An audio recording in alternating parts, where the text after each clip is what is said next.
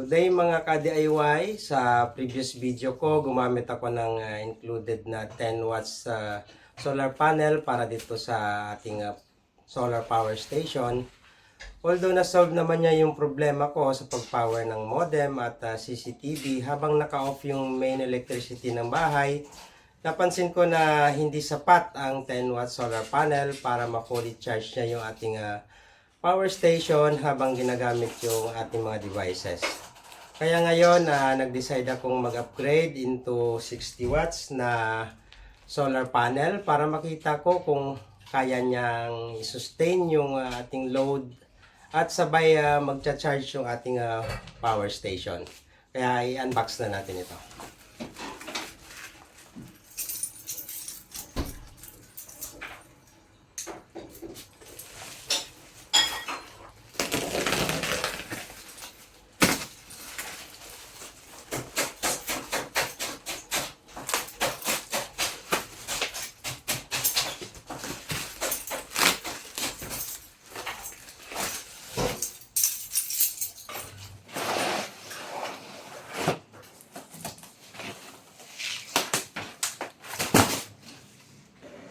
So, ito yung kanyang physical appearance. Mas malapad siya compare natin sa 10 watts, no? At napansin ko lang na maiksi itong kanyang wire, kaya magdudugtong tayo ng wire nito. Tapos, wala rin akong nakitang bracket, kaya magdi-DIY din tayo ng bracket nito.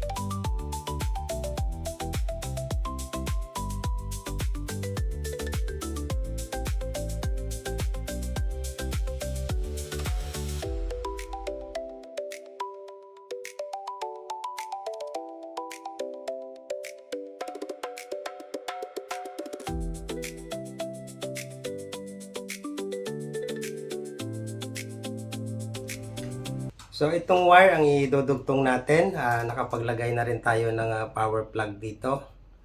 At ito yung ating idudugtong doon sa ating solar panel. Mga nasa 5 meters ito, kaya sa palagay ko ay sapat na ito para mapwesto natin yung ating solar panel sa bubong kung saan makakakuha siya ng sapat na sikat ng araw.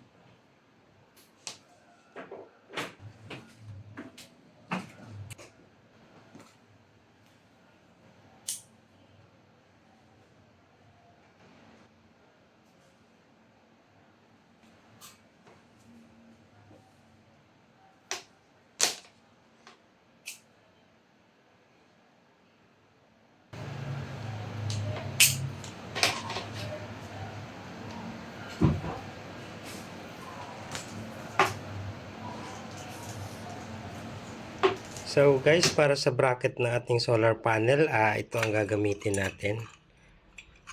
Lumang bracket ito, galing sa mga pin light na hindi na nagagamit. Ito ang i-convert natin na bracket ng ating solar panel. So ito na nga yun, at 4 nito yung kailangan natin. No? Mahaba naman ito, kaya hatiin na lang natin.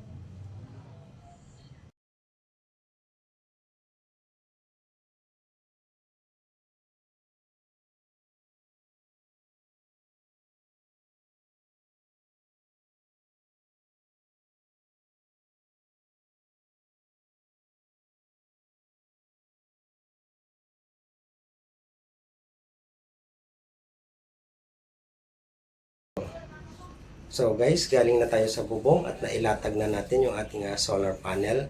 Ngayon ay mag-voltage check tayo. Ay pagkukumpara natin yung ating 10 watts versus 60 watts natin na solar panel. Check natin. So itong una natin i-check, ito yung ating 10 watts.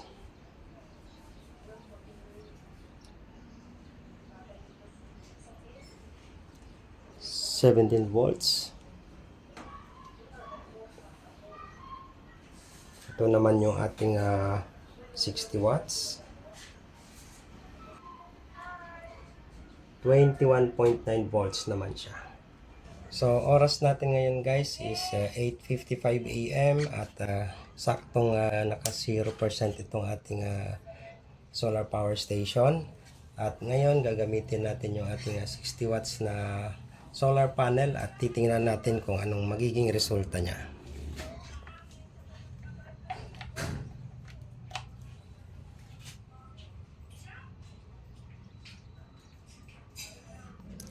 So ayan guys, nag-uumpisa na siya mag-charge at naka-on na tong ating DC. Ibig sabihin yan ay magpa-power on na kaagad yung ating modem at saka yung ating CCTV.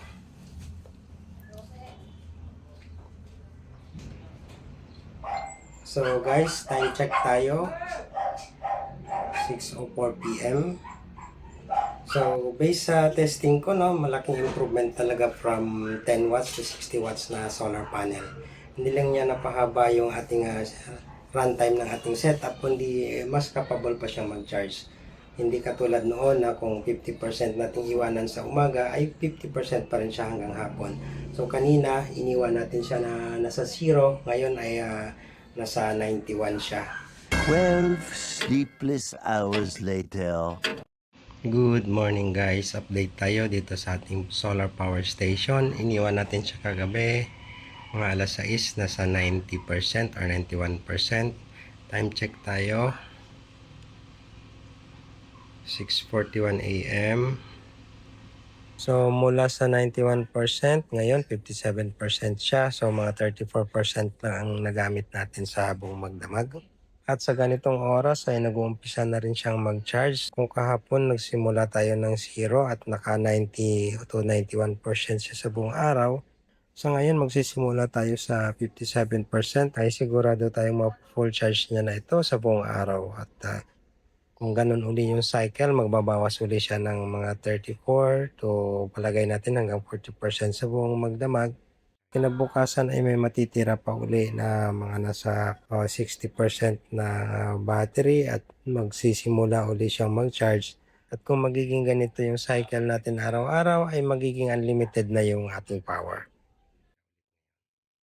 Good day mga idol, wala tayong pasok ngayon kaya mag-update tayo regarding dito sa ating solar power station. So simula kaninang umaga hanggang sa mga oras na ito ay full charge na siya. Time check tayo, 3:33 PM at dahil fully charged na yung ating solar power station ay nag-charge na tayo ng ating mga gadget tulad nitong ating tablet.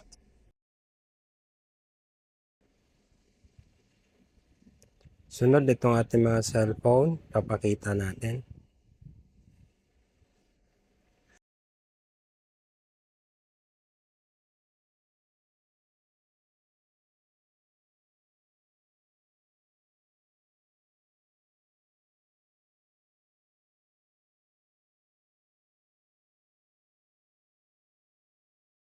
Magagawa natin yan habang umaandar pa rin yung ating modem at ang ating CCTV. At sa ngayon ay galing lang ito sa ating solar panel at hindi nagbabawas dito sa ating solar power station. Hanggang dito na lang ang maibabahagi ko regarding sa topic natin ito. Kung nakatulong sa inyo ang video na ito, paki-like, subscribe at paki-share para updated kayo sa mga susunod pa natin mga video. Maraming salamat sa panonood. God bless.